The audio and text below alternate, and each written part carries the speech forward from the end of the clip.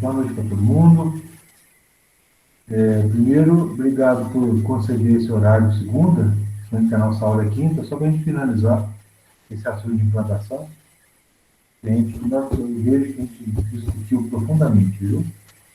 Em poucas oportunidades em poucas situações eu tive a oportunidade de discutir um assunto com tanta profundidade, com tanta riqueza, com a participação de vocês aí.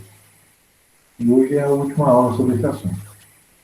E na aula de quinta-feira nós conversamos sobre plantio, né? Nós falamos sobre plantio manual, nós falamos sobre plantio mecanizado. Tem aqueles vídeos que foram disponibilizados lá na plataforma, os vídeos lá do hidrogel, ou do gel hidroretentor, que é um trabalho do Leonardo.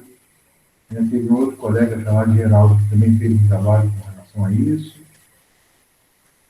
Muito interessante aquele negócio do gel. O gel já é uma prática muito usada na cultura do eucalipto. Inclusive, plantio mecanizado de eucalipto, a máquina já joga o gel na coveta junto com a muda. Então, é uma estratégia que eu vejo que vai crescer muito. Inclusive, algumas possibilidades muito interessantes de enriquecimento desse gel com adubo, de liberação lenta, né? Fertilizar o gel, né? Fertilizar o gel com defensivos, só que aí já vai dificultar o manejo, já não pode ser um trabalho manual, tem que ser um trabalho mecanizado. Agora, vocês imaginam o seguinte: o produtor vai fazer o plantio mecanizado de café com plantadeira, aquela plataforma, e existe um depósito de gel, já hidratado. Uma caixa com gel na plataforma. Volume, tem que ser volumoso. Então, coloca lá, prepara a terra, prepara o suco, a máquina coloca a muda e já vai a colocação do gel naquela coveta, e esse gel já vai enriquecido com nitrogênio e potássio e fósforo, micronutrientes, se for o caso, e ainda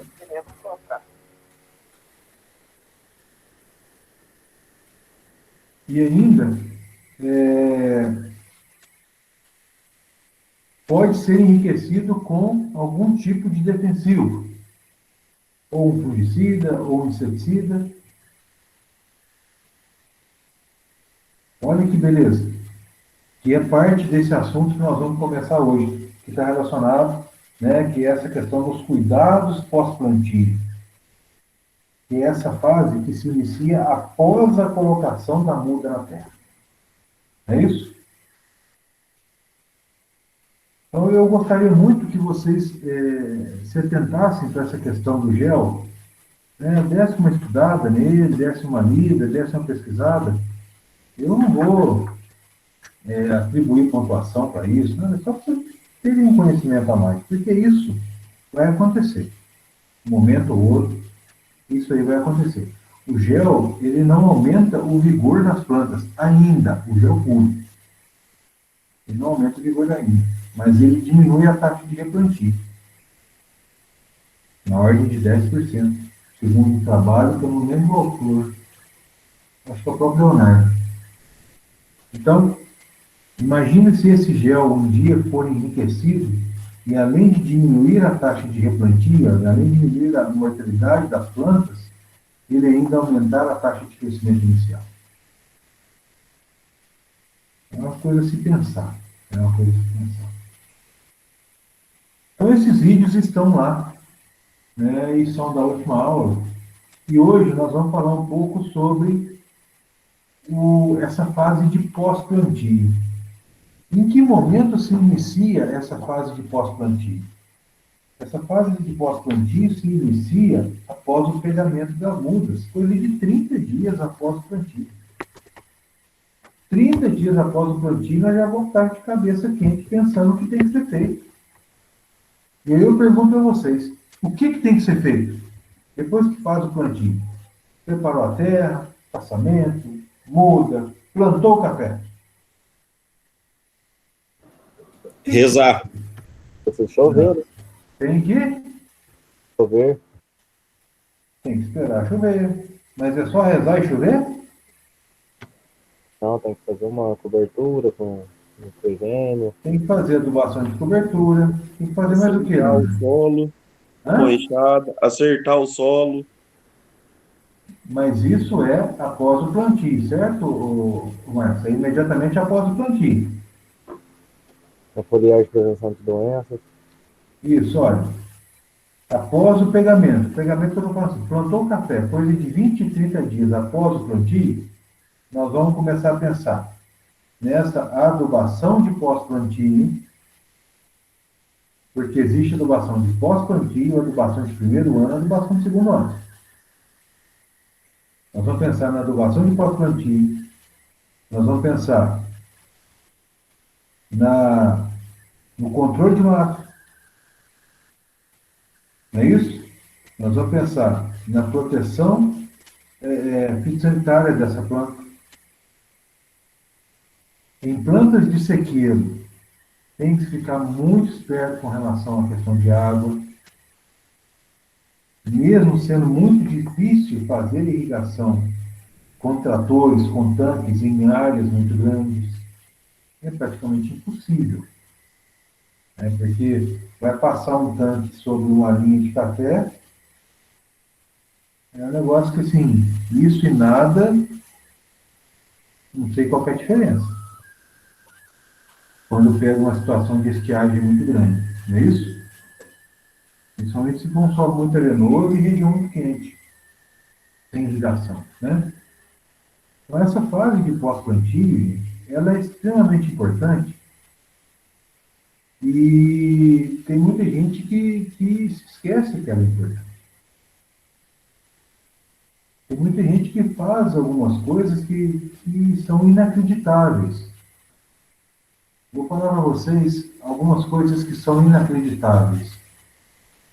Por exemplo, 30 dias após a planta do café, o plantio, 30 dias após o plantio do café, aí vai lá, analisa o que pegou, o que não pegou, faz lá o replantio, que tem que ser replantado, e vai fazer a primeira adubação de cobertura em pós-plantio. O adubador, ele não tem a preocupação de colocar o adubo a uma distância em torno de 10 centímetros do colo da planta. Porque se a planta está aqui, a adubação não pode ser no pé da planta, ela tem que ser no entorno da planta. Tem que ser aqui, ó, no entorno. Tá? Ela não pode ser no pé. Se a planta está aqui, a adubação não é aqui, é no entorno dela. No entorno. Tem gente que queima a planta porque joga o adubo logo ali na região do colo. Isso danifica. Vou falar para vocês um outro problema grave. Após o plantio, após o pegamento lá dos 20, 30 dias, aí tem período de chuva. O sulco, a terra fofinha, macia, terra preparada, o sulco com calcário, adubação fosfatada feita, matéria orgânica quando consegue colocar. O mato que vem no sulco, ele vem muito forte, não vem? Na linha de plantio. Ele vem muito bravo. Tem gente que resolve fazer a limpeza da linha de café na enxada. Ou na roçadeira.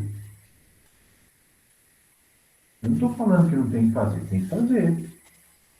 Tem que fazer. A linha de café tem que ser mantida limpa. Mas aonde que está o erro?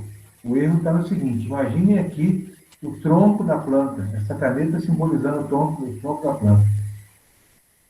O camarada vai fazer a limpeza com enxada, ele vai cortando com enxada de lado, até pertinho da planta. De vez em quando a enxada vem e dá uns rabiscos aqui, ó.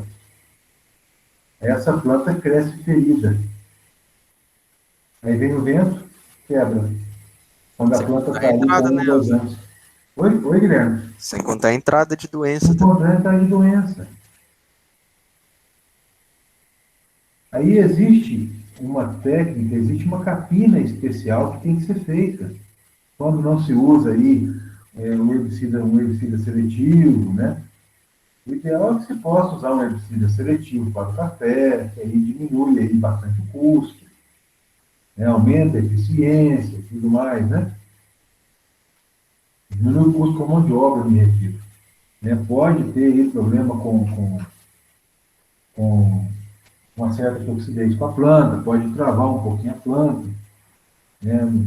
No caso de um herbicida que é o Octaflor 100, ou Gold, se não estou enganado, ele exige a aplicação da planta, né, quando a planta daninha está pequenininha, tá? Assim, bem pequenininha, 1 centímetro, no máximo 2, o chão tem que estar molhado, não pode estar seco, a planta não pode, a planta daninha não pode estar muito desenvolvida, porque senão não consegue eficiência de herbicida. Então, tem todo um cuidado. Né? Mas quando não se faz o uso de herbicida e vai fazer um trabalho de capina ou de roçada, perto da planta não pode chegar a enxada, não pode chegar a roçadeira. A capina tem que ser com a mão. Tem que ajoelhar mesmo e arrancar a planta com a mão. Tem que fazer a limpeza, a toalete ali com os dedos. E essa capina se chama monda.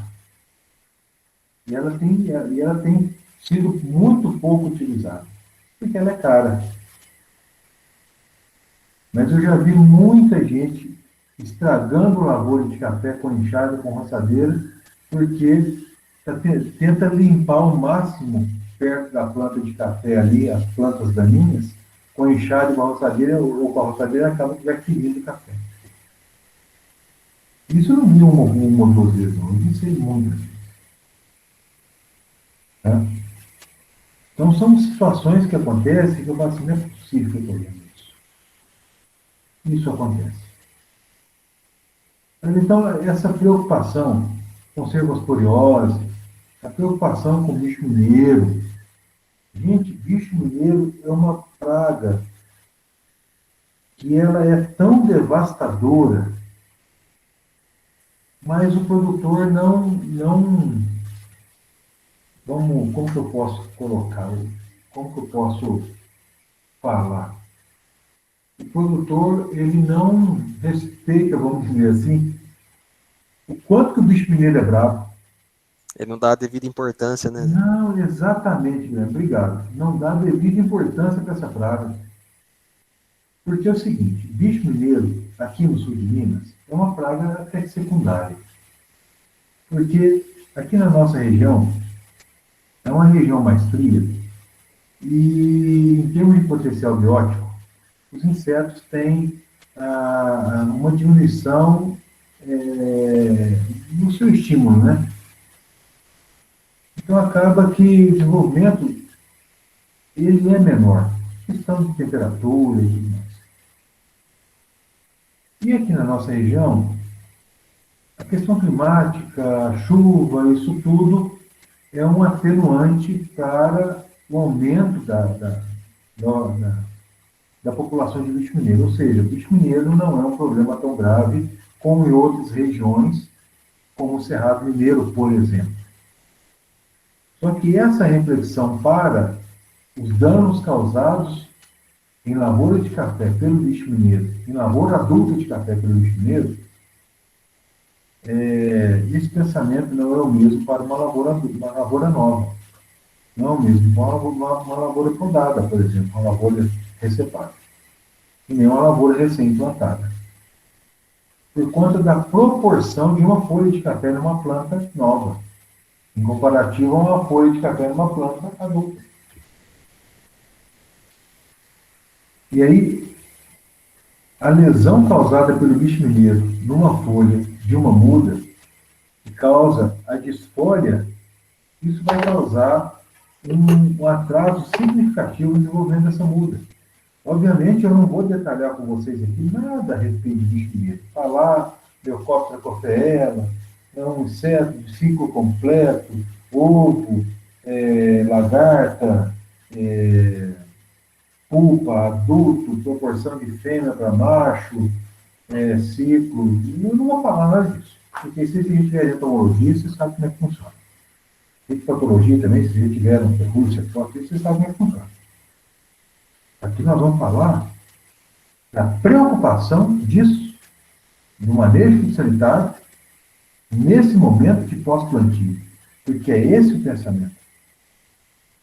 Produtores não se preocupam com o controle devido de bicho mineiro em lavouras recém-plantadas. Isso é capaz de diminuir de maneira significativa o desenvolvimento dessas plantas novas. Essa perda de uma folha, essa perda de duas folhas, isso aí é um impacto grandioso no desenvolvimento dessas mudas. Não tem que controlar. Eu faço uma pergunta para vocês. Qual é o nível de controle de bicho mineiro em lavoura nova, recém-plantada? A partir de quanto que nós temos que controlar?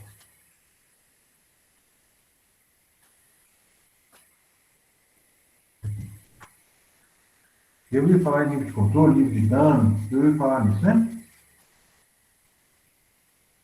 Qual que é o nível de controle para bicho mineiro em lavoura nova?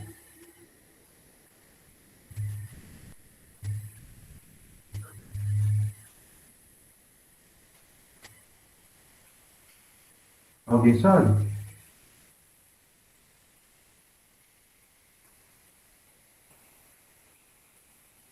Alguém arrisca?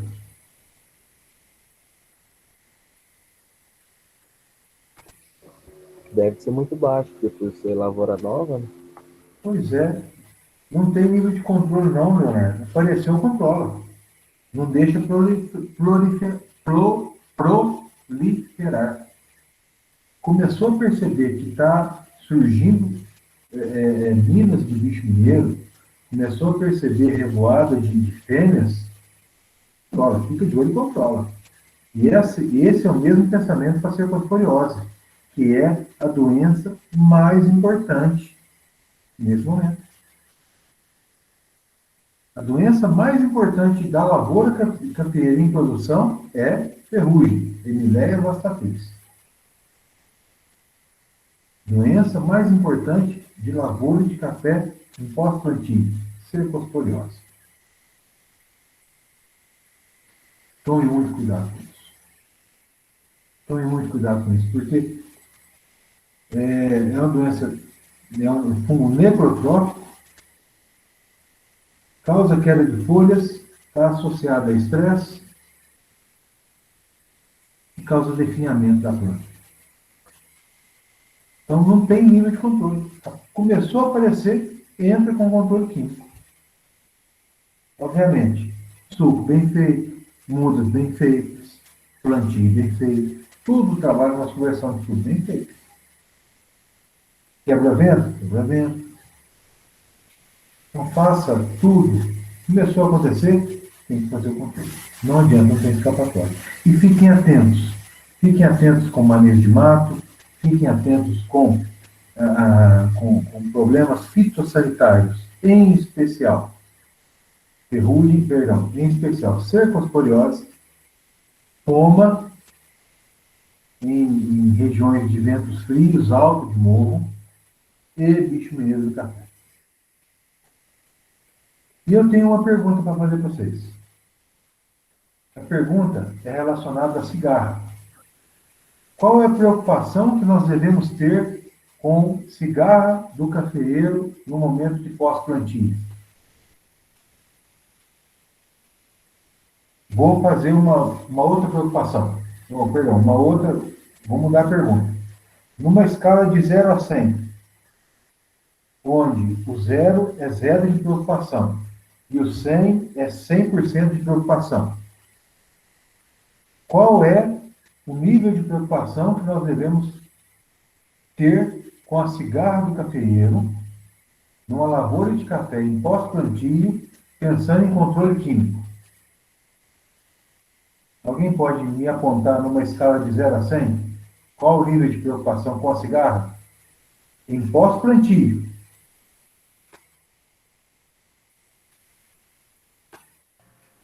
Olha, Zé, eu vou chutar 90. Certo. Ouvi. Próximo. Eu vou chutar 100, Zé. Próximo.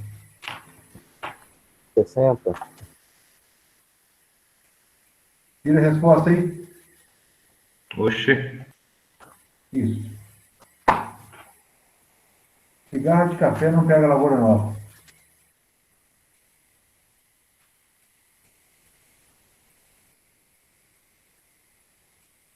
A fêmea não coloca ovos em lavoura nova. Em lavoura recém-plantada. Plantou café. No pós-plantio. Primeiro ano. 0. Vocês não se preocupem com cigarro. Vocês se preocupem com bicho mineiro. Vocês se preocupem com cercóspora. Vocês se preocupem com foma. Vocês se preocupem com vento frio. Vocês se preocupem com mato. Vocês se preocupem com adubação via solo e via folha. Mas cigarra, nada. E eu vou explicar para vocês por quê. A cigarra é uma praga que tem um sistema... Primeira coisa, ela faz a postura dos ovos sob a casca de arbustos e árvores. A fêmea, ela não faz a postura dos ovos em superfícies lisas. Vocês sabiam disso? Não. Isso é o hábito. É o hábito do inseto. A fêmea coloca os ovos em superfície rugosa, sob a casca de arbustos e árvores. Ela encontra esse ambiente em lavoura nova, recém-plantada? Não. Então o ovo de cigarro não voa. Então, por aí a conversa já está encerrada. Por aí, vocês já podem ficar tranquilos e cientes que não é preciso aplicar nem imidacloprid, nem tiametoxam em lavoura de café em pós-plantio para controle de cigarro. Porque não tem cigarro. Fazer a aplicação de inseticidas do grupo de neonicotinoides para controle de cigarro em pós-plantio não é necessário. Agora, esses produtos são produtos de altíssimo nível tecnológico. São produtos fantásticos. Eu falo até para vocês, são produtos, não são nem fantásticos, são fodásticos. Gostou, Fábio? Não é nem fantástico, né? É fodástico. É produto top. Top dos top. E eles têm uma ação fisiológica na planta de café que é absurda. Eles liberam o freio de mão da planta de café, um efeito fisiológico muito interessante na síntese de giberelina. O mecanismo de ação é isso. Eles inativam uma rota de síntese de giberelina. Então você tem um crescimento, solta a auxina, solta a citocinina, então você tem um crescimento mais explosivo. Então a planta se desenvolve mais, porque o freio de mão está solto. Ou seja, não sintetizou giberelina. Não é isso? E aí a planta se desenvolve. Esse efeito tônico, esse tônus, essa força, esse vigor, esse efeito vigor, ele sim, ele acontece. Mas nós estamos falando de defensivo agrícola. Nós não estamos falando de biotônico fontoura para a planta de café. Então, quando nós falamos de defensivo agrícola, não se preocupem, porque cigarra não dá em lavoura e pós-plantio. Essa é uma razão. A outra razão, vocês acham que uma muda de café, ou a raiz de uma muda de café, é capaz de sustentar a fase estacionária, que é a fase de ninfa da cigarra do cafeeiro, por 1 ano, no seu sistema radicular? De jeito nenhum. Não. E aí, numa situação dessa, vocês acham que o inseto, mesmo que por instinto, ele vai colocar o ovo ali naquela planta? Se aquela planta não consegue sustentar o seu filho depois que eclodiu os ovos?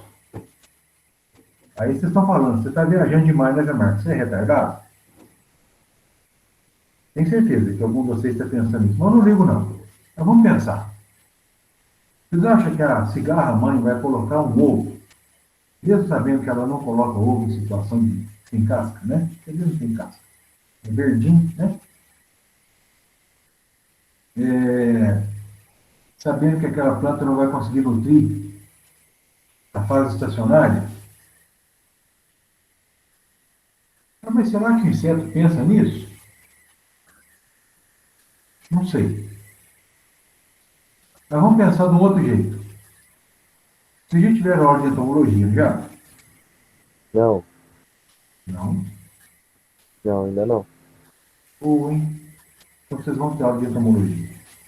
E eu vou explicar para vocês um negócio que o professor de entomologia vai explicar para vocês lá na frente. Eu já vou dar um spoiler. Vou dar uma carteirada. Existe uma praga do café chamada broca do café. A broca do café é um besourinho chamado Hipotenemos ampei. Esse tal desse besourinho Hipotenemos ampei é um besouro que só é praga em fruto de café. Esse indecente desse bicho não vai em outro fruto, só no café. E é a proporção de 10 fêmeas para um macho. E o macho não tem asa. Quem voa é a fêmea. Então, a fêmea coloca os ovos dentro do fruto, dentro da semente. E aí aqueles ovos eclodem, aquele monte de ovo eclode, aquele monte de broca ali dentro. O macho copula com aquele monte de fêmea e as fêmeas saem voando para poder fazer postura dos ovos em outros frutos. Vejam uma característica interessante. A broca do café, ela é praga enquanto tem fruto de café naquela lavoura. Seja de um ano para o outro, no chão, na árvore, se não fez a colheita direito. Ou seja, de chumbinho a fruto seco, tem broca do café. Isso significa dizer que se ficou café de chão em agosto, setembro, outubro, e teve florado em setembro, outubro, e em novembro, dezembro, o café expandiu, essa broca da safra anterior, ela permanece ali na lavoura, dentro daquele fruto, e migra e busca frutos novos da safra seguinte. Ou seja, ela sai desse café de chão e voa para poder pegar os frutos que estão na árvore dessa florada que aconteceu em setembro, outubro, que esse fruto se expandiu em dezembro. Porque essa fêmea pode sobreviver até 150 dias. Até aqui, estão acompanhando o raciocínio?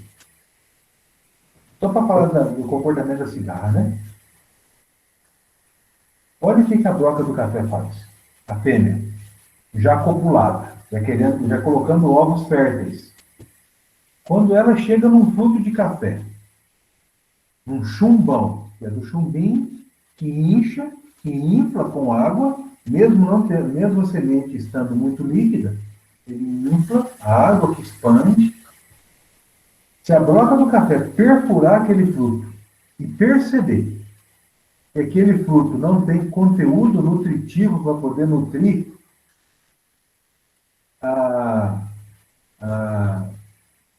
as larvas que vão eclodir dos seus ovos, ela só faz o buraco e não põe ovo. Observe. Ela entra, faz o buraco, Aí chega lá e fala, olha, mas parece que a semente aqui não vai nutrir meus filhos, parece que esse fruto não está na fase adequada de desenvolvimento, quer dizer, não tem comida para a galera que eu vou colocar ovo aqui, eu vou embora procurar os frutos. Ela só faz buraco, vai embora, não põe ovo.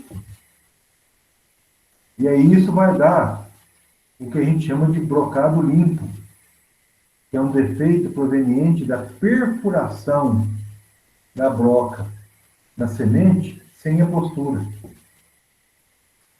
Se a broca do café faz isso, vocês acham que a cigarra vai colocar ovo em planta onde não consegue nutrir o filho dela? Não põe. Lavou de primeiro ano, não tem problema de cigarra, zero. Entenderam o raciocínio? Aonde que isso está escrito? Lugar nenhum. Vocês podem me chamar de doido tanto que vocês quiserem. Em 20 anos de café, eu nunca vi problema de cigarro em lavoura de primeiro e segundo ano. E tem gente tocando produto à torta e direita, gastando dinheiro, feito mudo, sem ter problema. Tá bom? Lavoura de café, problemas fitossanitários, que vocês têm que prestar muita atenção. Bicho mineiro, cervosporiose, poma, e façam o manejo do mato. Seja com herbicidas seletivos, seja com capinas manuais, monda em torno da planta. Esses limpam com enxada, limpam com roçadeiro, como achar melhor o suco, mas o suco é limpo o tempo todo. E o mato roçado na entrelinha, e aí é o trabalho da segunda parte da disciplina. Até aqui, alguém quer fazer alguma pergunta?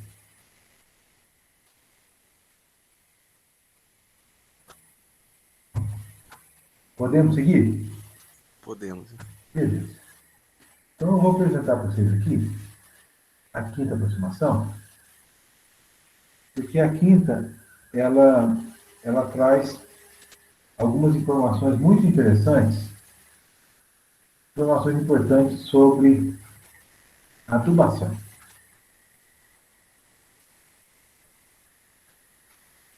Adubação de plantio. Então, aqui fala, né, da correção de calcário, que nós já vimos, fósforo, que nós já vimos. Essa aqui que eu estava falando para vocês. Adubação de pós-plantio em cobertura, que foi a adubação que o Leonardo se referiu. Após o pegamento das mudas, leia-se o seguinte: após o intervalo entre 20 a 30 dias do plantio das mudas, é necessário aplicar dose de nitrogênio e potássio, segundo o que está sendo falado nesse quadro 18.4.6.2. Tá certo? Aplicar os fertilizantes em círculo, afastados no mínimo em 5 centímetros. E não encostado no tronco para poder queimar o tronco. Gente, um detalhe importante que eu esqueci de falar. Com relação à doença, é importante também o controle, né, de risoptoniose. Mesmo, né, cientes que a risoptoniose é uma doença que vem do viveiro. Tá? E é um problema assim, se for percebida a ocorrência da risoptoniose em lavoura recém-implantada, fiquem espertos com o viveiro que vocês estão comprando a muda e fiquem espertos com problema de tombadeira em 1, 2 anos aí. Vamos analisar o quadro 18.4.6.2, que fala de potássio e de nitrogênio. Vamos falar primeiro do nitrogênio? A recomendação de nitrogênio ela é feita por planta. Tá? E depende de quaisquer informações de análise. O nitrogênio não é feito com base em análise. A aplicação é de 3 a 5 gramas por planta, por aplicação. Ou seja, se vocês conseguirem fazer um plantio cedo, fez o plantio em novembro, conseguiu preparar a terra, conseguiu comprar a muda, produzir a muda, fez o plantio em novembro. Fez o plantio em novembro, dá os 30 dias, a primeira adubação vai ser em dezembro. Aí faz uma adubação em dezembro, faz uma adubação em janeiro, faz uma adubação em fevereiro. Ou faz uma adubação em dezembro, uma adubação em final de janeiro, uma adubação em março. Por quê? Aplicar o nitrogênio em cobertura a intervalos de 30 a 45 dias, a partir do plantio até o final das chuvas. Agora, existe uma diferença grande aqui. Quando a gente pensa de 3 a 5 3 a 5 gramas, nós estamos falando em quase 100%, não é?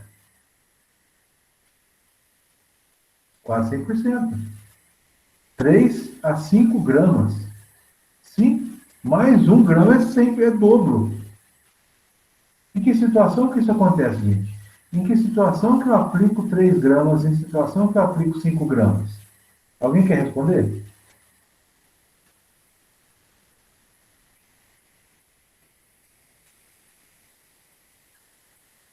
Vamos mudar a pergunta.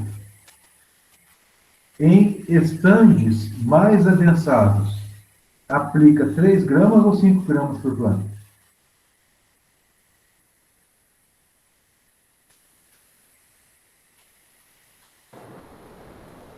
3 gramas?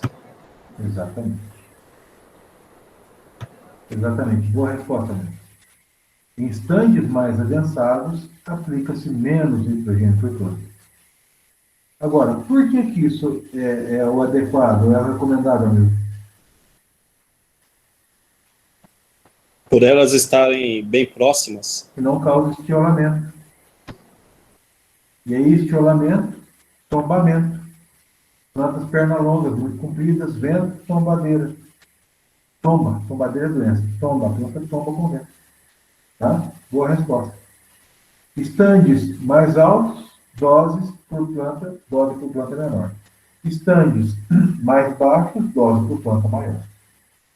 Aí é só converter, porque isso aqui é nitrogênio. O nitrogênio, ele vai via sulfato de amônio. Ele vai via ureia. Né? Então, se for aplicar 5 gramas de nitrogênio via sulfato de amônio, vai aplicar 100 gramas. Desculpa, 5 vezes 5, 25 gramas por planta. Se for sulfato de amônio. Se for ureia, 12 gramas. Tá? Por planta, 3 vezes. Nesse intervalo, de 45 gramas. 3 vezes ou 4 vezes. Tá? Essa é a recomendação de nitrogênio para pós-plantio. Agora, o potássio, ele é feito com base no teor de potássio no solo. E aí eu faço uma pergunta para vocês. Qual análise vai ser utilizada para fazer a verificação do teor de potássio no solo? É preciso fazer uma coleta de solo do sulco para poder fazer a recomendação de potássio?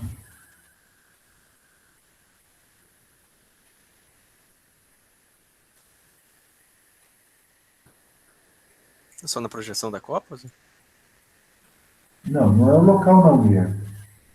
A pergunta é: qual análise de solo nós vamos utilizar para recomendar a adubação potássica? 0 a 20? 0 a 20, tudo bem.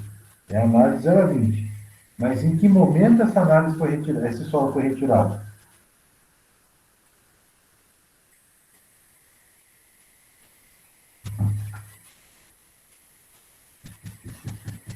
Nossa, É a análise antes da implantação, não é? Exatamente.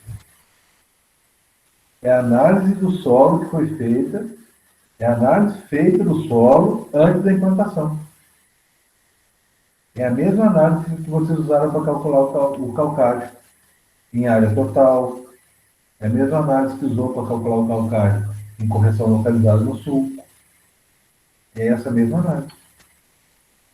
É a mesma análise que usou para poder recomendar o fósforo. É essa mesma análise. Tá? Aí naquela análise vocês vão fazer a avaliação. Qual é o teor de potássio no solo? Vamos imaginar que o solo está com 40 miligramas por decímetro cúbico, está abaixo de 60. Tá, então, nós vamos aplicar 30 gramas por cova, aí que vem a diferença. Eu estou falando exatamente por isso. 30 gramas por cova por ano. Nitrogênio, gramas por cova por aplicação. Potássio, gramas por cova por ano. É importante fazer um planejamento. Então eu vou fazer 3 adubações de cobertura. Tá certo. 3 adubações de cobertura. E eu vou usar qual fonte de nitrogênio, eu vou usar qual fonte de potássio. Qual a quantidade de potássio que eu vou ter que colocar por cova ou por planta por ano? Eu vou colocar 30 gramas por planta por ano. Então eu vou fazer 3 adubações. São 3 adubações de 10 gramas por planta por ano. A nitrogênio, vocês vão colocar 3 a 5 e potássio, pela análise, 30 em 3 vezes. 3 vezes 10. Mas o teor está 90. Então vai ser 20 dividido por 3. Não, o teor está 150. É 10 dividido por 3. E o tempo, Zé, para aplicar isso, essas 3 doses? A mesma. Aqui, ó. A adubação potássica em cobertura pode ser feita dividindo-se a dose em 2 ou 3 aplicações. A maioria das vezes, a cobertura é feita com nitrogênio e potássio. Quando pede potássio. Quando o teor de potássio está alto, aí não se aplica o potássio, aplica só o nitrogênio. O que tem alguns produtores que fazem? Fazem uma adubação orgânica com palha. Tá? Fornece a palha, fornece o potássio via palha. Se colocar palha, não adube com potássio. Quantifique o potássio que vai na palha. Colocou lá, fez uma adubação de 3, vamos colocar aí 10 litros de palha de café por metro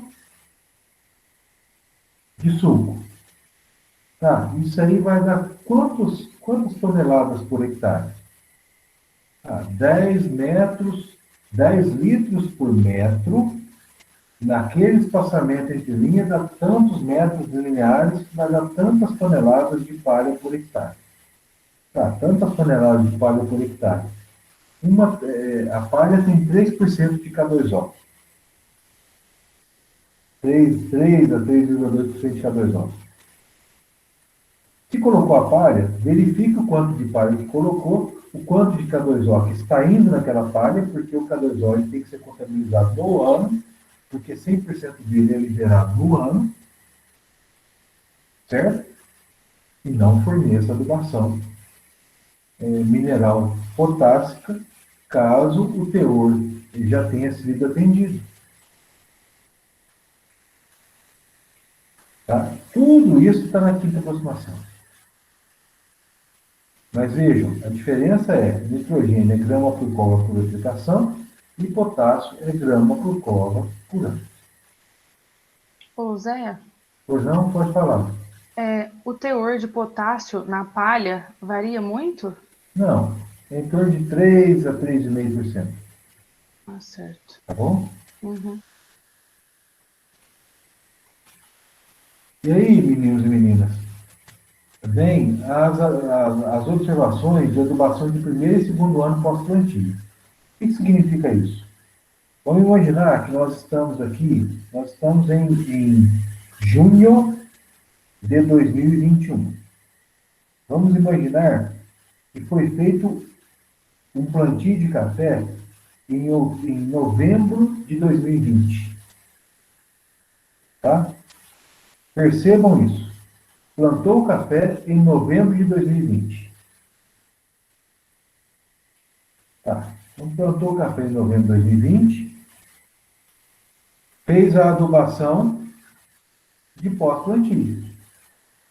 dezembro de 2020, janeiro de 2020, fevereiro de 2020. Forneceu nitrogênio, forneceu potássio. Isso é adubação de pós-plantio em cobertura. Isso vocês entenderam? É esse quadro? Certinho? Certinho. Beleza. Aqui já é adubação de primeiro e segundo ano. Agora nós já estamos falando da adubação que vai acontecer agora em 2021.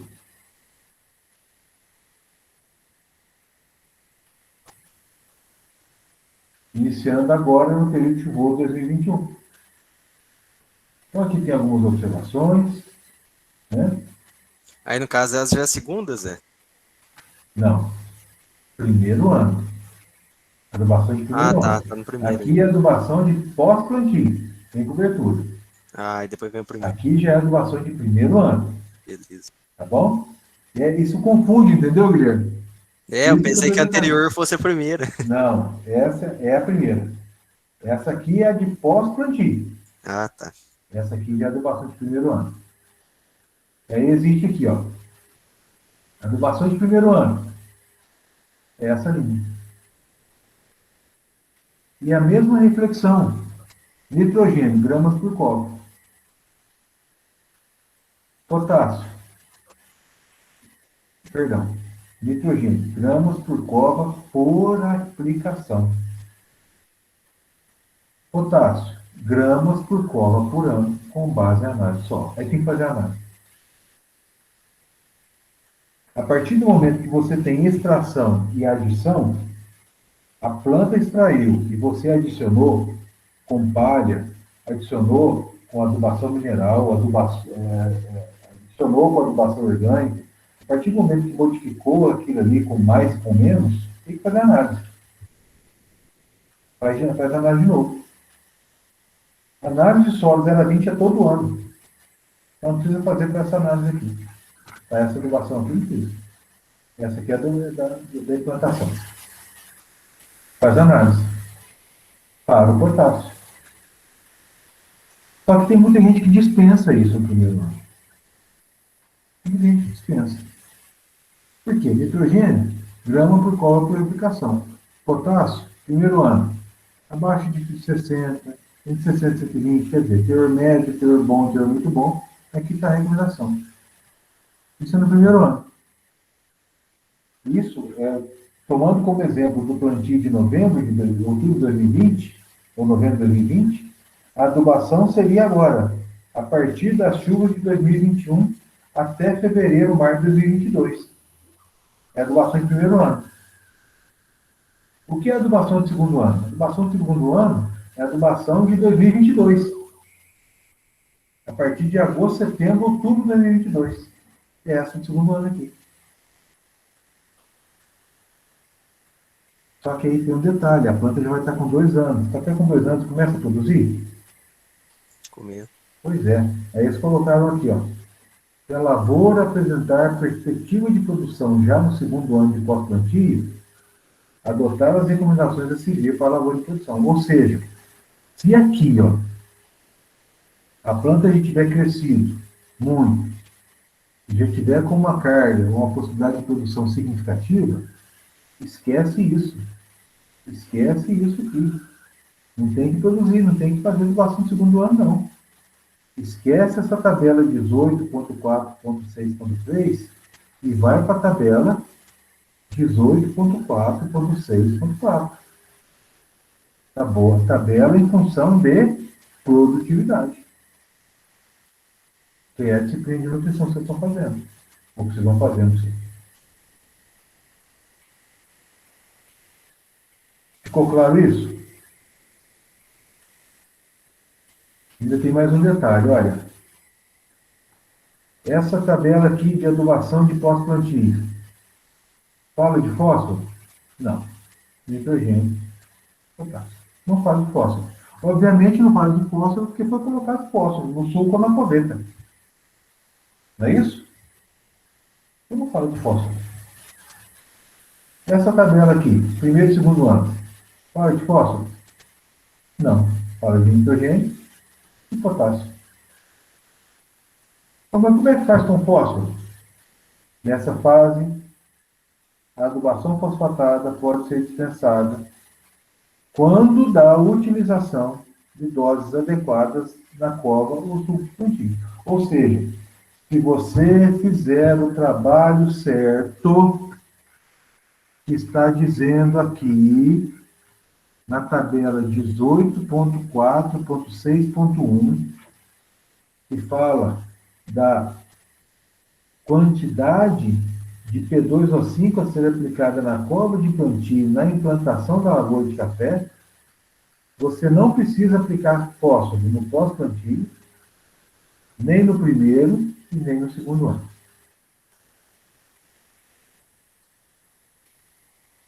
Parece que isso vai muito diferente daquilo que muita gente está fazendo, não é isso? Tem muito consultor recomendando muita adubação pesada aí, né? Muito produto, né?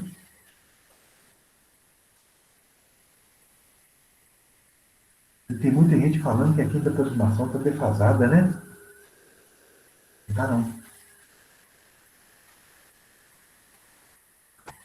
A única coisa que eu falo para vocês é o seguinte. Essa frase aqui é extremamente importante.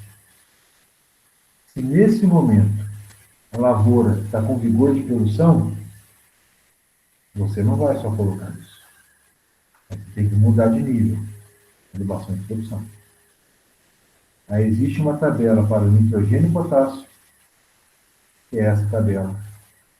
Existe aí toda uma reflexão sobre ela. Existe uma tabela sobre fósforo, só para fósforo, em função de nível de produtividade.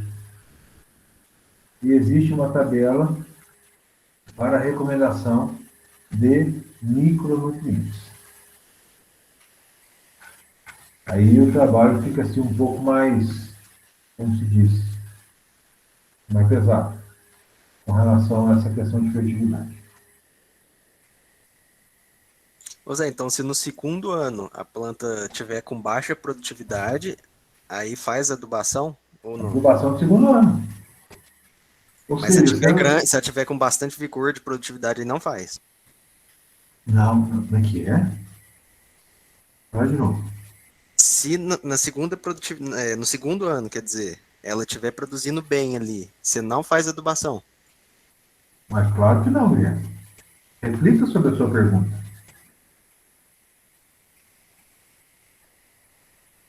Você está me perguntando se no caso de a planta tiver com alta capacidade produtiva, nós não vamos adubar? É isso? Ah, não, aí no caso você faz a adubação de produtividade, vista ali. O que eu estou querendo dizer é, no caso, se a planta estiver no segundo ano apresentando uma capacidade produtiva maior, se a planta se desenvolveu bem no pós-plantio, se desenvolveu bem no primeiro ano, e no segundo ano ela está com um bom crescimento e apresentar uma boa capacidade produtiva, você não faça a adubação que está sendo orientada para o segundo ano e pós-plantio. Você já faça a adubação que está sendo orientada para lavouras em produção. Você entendeu? Entendi. Por quê? Porque a adubação de lavouras em pós-plantio, em segundo ano de pós-plantio, ela é uma adubação ainda acanhada. Ela é uma quantidade menor.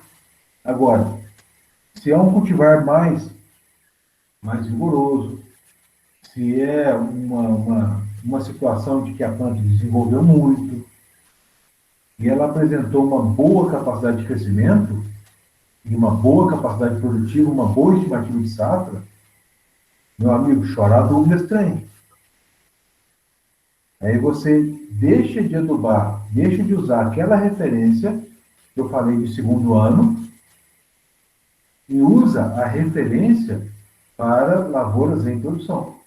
Ah, entendi. E aí, naquela tabela de lavouras em produção, ela já começa a fazer a recomendação por faixas de produtividade.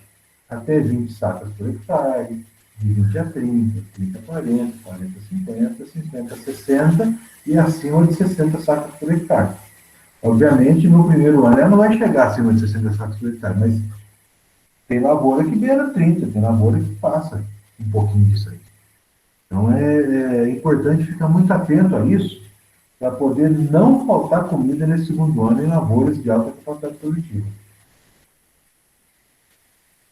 Ou seja, observem bastante esse momento de pós-plantio, gente. Eu já vi gente cometer erros, assim, inacreditáveis. Escolhe o cultivar, faz um bom preparo, depois perde a lavoura no mato. Depois perde a lavoura como chineiro. É uma coisa que é difícil de acreditar. Sabe que situação que eu vi? Isso aí é surreal, surreal. O cara, o produtor, passou uns minutinhos na nossa aula, mas eu já estou encerrando. O produtor tem uma visão muito, muito engraçada, né? De ter que plantar café. Tem que plantar café, tem que plantar café. O cara foi lá, plantou café, preparou de trator e coisa e tal. Depois não tinha mão de obra para poder cuidar da lavoura do pós-plantio. Não tinha jeito para capinar direito. Aí foi querer fazer aquele trabalho mais ou menos com máquina. Arrebentou com a lavoura. Porque no pós-plantio, o trabalho tem que ser muito ali manual, né? Um cuidado muito próximo da planta. Não pode ser um negócio muito grosseiro. Não pode ser aquele serviço matado. Plantou uma área muito grande e não tinha mão de obra suficiente para poder cuidar. Pergunta o que aconteceu com a lavoura. Morreu no mato. Aí planta nova, competindo com o mato, começa a morrer planta começa a definhar, desuniformizar o crescimento. Quando vê, está aquela lavoura tudo irregular. Uma planta maior, uma planta menor, planta de lavoura cheia de falha, aí vira aquela coisa horrível. É um negócio complicado. Tá? E é isso, esse exemplo que eu estou falando para vocês, vai ao encontro daquilo que eu falei lá na primeira aula. O que é o processo de implantação? O que é implantação? Implantação é um processo. É um processo. Ou seja, hoje nós encerramos essa aula de implantação falando de uma adubação de 2 anos após o plantio. E o plantio acontece após um tempo de 6 meses de preparo de terra, no mínimo. Ou seja, eu estou falando para vocês de um período de no mínimo 2 anos, 2 anos e meio. Tá? Então, reflitam muito sobre essa questão da implantação, viu, gente? Reflitam muito. Existem muitas tecnologias, muita coisa nova, muita coisa acontecendo, que está aí hoje disponível, mas vamos pensar o seguinte: a gente tem que fazer um arroz com feijão bem feito, porque mais vale um arroz com feijão bem feito, bem saboroso, bem misturadinho, do que um prato muito sofisticado, passando de sal. Vamos pensar no seguinte: não adianta um bolo ser bonito por fora e a massa está mal cozida por dentro. Tem gente que está pensando só na cereja do bolo e está cobrindo uma massa queimada, mal feita. Então vamos fazer arroz com feijão antes da gente pensar em produtos milagrosos, antes de pensar em tecnologias mirabolantes. Porque tem muita coisa ainda para a gente caminhar na cafeicultura, mesmo a gente já tendo caminhado muito nesses últimos 30 anos. Tá? Alguém quer fazer alguma pergunta, gente? Alguma consideração?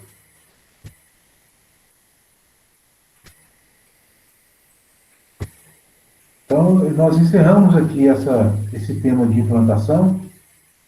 Eu quero agradecer muito a participação de vocês todos nesse primeiro tópico nosso. Agradecer as perguntas, as considerações, a própria experiência foi muito válida. Muito obrigado, fez a nossa discussão ser muito mais rica do que só eu falar. Agradecer muito a participação de vocês.